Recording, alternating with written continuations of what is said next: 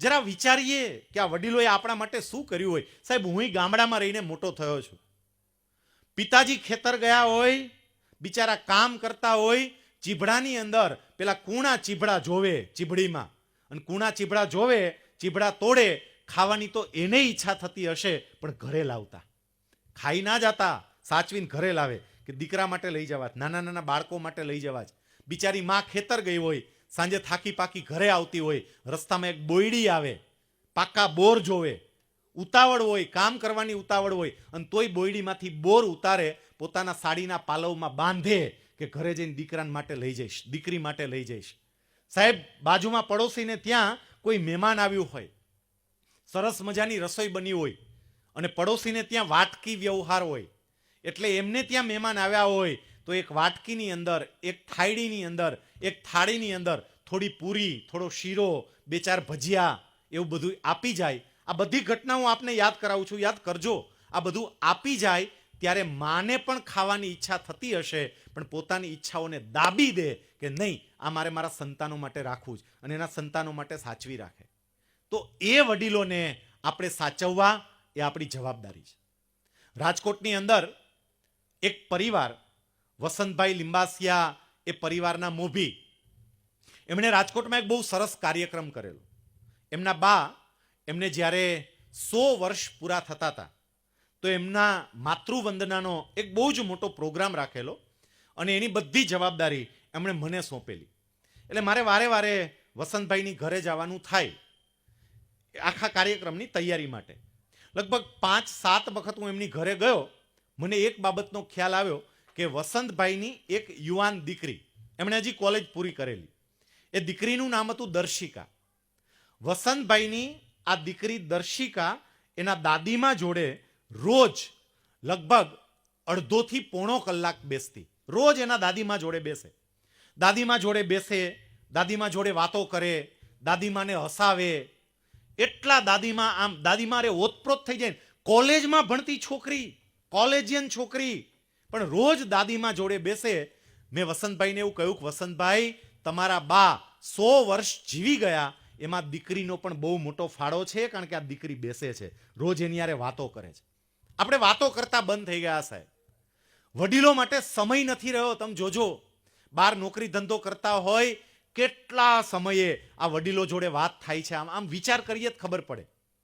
અને એમાંય જ્યારથી ડિજિટલ ટેકનોલોજી આવી, સ્ક્રીન ટેકનોલોજી આવી, સ્ક્રીન ટેકનોલોજી એટલે તમામ, જેમાં સ્ક્રીન આપેલ છે તે, પછી એ મોબાઈલ હોય તોય ભલે, એ ટેબ્લેટ હોય તોય ભલે, એ કમ્પ્યુટર હોય તોય ભલે, જ્યારથી ડિજિટલ ટેકનોલોજી આવી, સ્ક્રીન ટેકનોલોજી આવી, ત્યારથી દૂરનો માણસ બહુ નજીક આવી ગયો, અને નજીકનો માણસ બહુ દૂર જતો રહ્યો.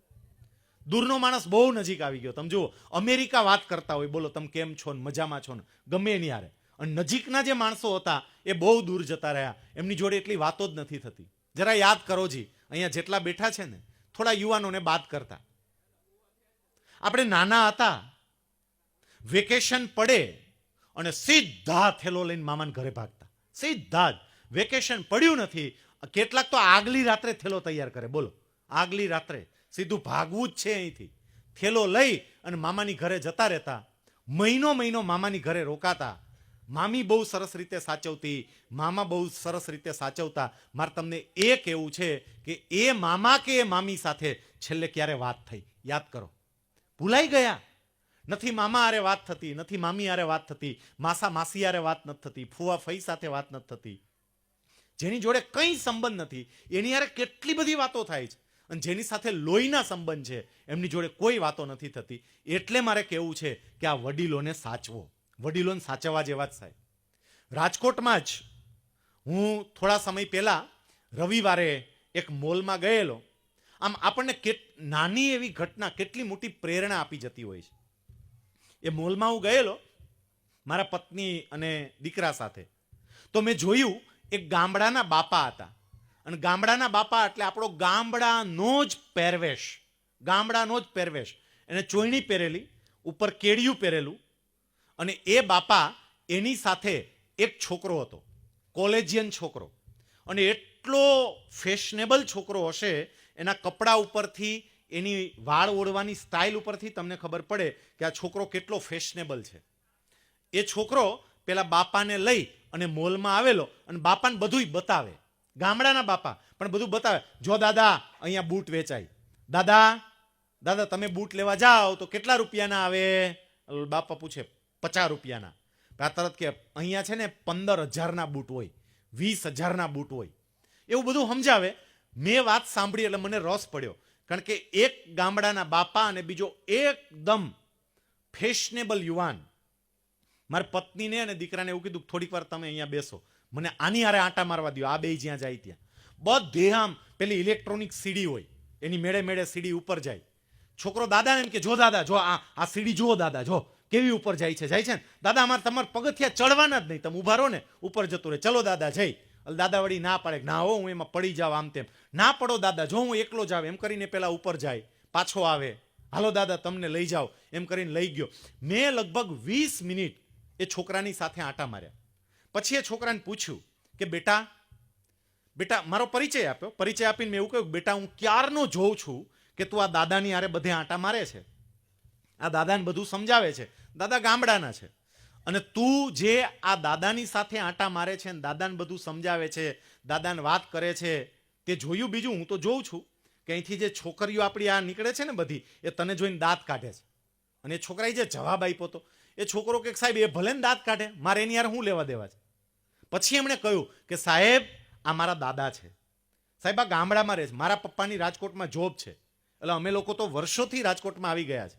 પછી એ છોકરો જે જવાબ આપે છે સાંભળજો, એ કે સાહેબ હું જ્યારે ગામડે જાઉં અને ગામડે દાદાને ત્યાં રોકાવ, ત્યારે દાદા મને એના ખભા ઉપર બેસાડતા. મને હજી એ દિવસ યાદ છે કે દાદા મને પોતાના ખભે બેસાડે, ઘોડો કરે અને ખભે બેસાડી અને ગામની બજારમાંથી નીકળે, ગામના પાદરમાં લઈ જાય, કંદોઈને ત્યાંથી પેંડો લઈને મને પેંડો ખવડાવે. મારા દાદા મને પોતાના ખભા પર બેસાડતા અને ગામની શેરીઓમાંથી નીકળતા.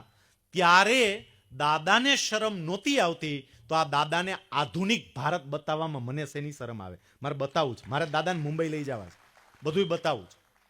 મારે કહેવું છે કે આ દાદાઓ અને દાદીઓ એને હાચવજો. જેટલા યુવાન બેઠા છે ને, ખાસ હાચવજો, માન આપજો, સન્માન આપજો.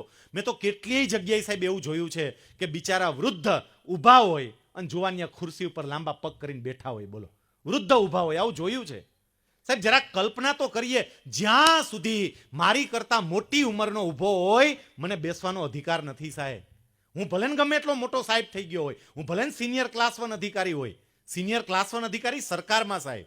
હું ગામડે આવું તો સિનિયર ક્લાસ 1 અધિકારી ન હોય, અને હું એ રીતે જીવું છું. મને પોતાને જીવવાની મજા આવે છે, મને પોતાને ખબર છે. અત્યારે હું સિનિયર ક્લાસ 1 અધિકારી છું. આખું સૌરાષ્ટ્ર આપણું જે છે ને, એ સૌરાષ્ટ્રની 67 નગરપાલિકા, 4 મહાનગરપાલિકા અને 7 સરકારી યુનિવર્સિટી, એ બધાનું ઓડિટ સુપરવિઝનનું કામ હું કરું છું. બહુ મોટી જવાબદારી છે. બધા લોકો આપણને સાહેબ સાહેબ સાહેબ સાહેબ કહીને બોલાવતા હોય, આગળ પાછળ આંટા મારતા હોય, પણ મેં એ અનુભવ્યું છે સાહેબ કે તમે ગામડે જાઓ. તમે નાના હતા, મારો પરિચય આપતા હતા દીપકભાઈ, ત્યારે કહ્યું બહુ સામાન્ય પરિસ્થિતિમાં હું જીવતો હતો. ગામડે જઈએ અને આપણે નાના હોય, એ બધા જ માડી બાપા અત્યારે આપણને મળે, અને મને મળે, હું સામેથી એને મળવા માટે જાઉં, પગે લાગુ, અને તરત એમ કે સૈલો આવ્યો, સૈલો. સગપરિયા સાહેબમાં જે મજા છે એના કરતાં સૈલામાં 10 ગણી મજા છે. સૈલો થતા શીખવું પડે. હારું કોક આમ છે, અરે આને કંઈ ભાન જેવું છે કે નહીં, આવી રીતે બોલાવે છે, આમ તે કંઈ બોલાવાતા હશે. મારે એ કહેવું છે તમને કે આ વડીલોની સામે સૈલો થતા શીખજો. એની મજા એવી આવશે સાહેબ, એવી આવશે. બધા જ અભિમાનના અંચણાઓ એક બાજુ વડીલો પાસે મૂકી દેવાય, કારણ કે એ લોકોએ આપણા માટે બધું જ મૂકી દીધું છે.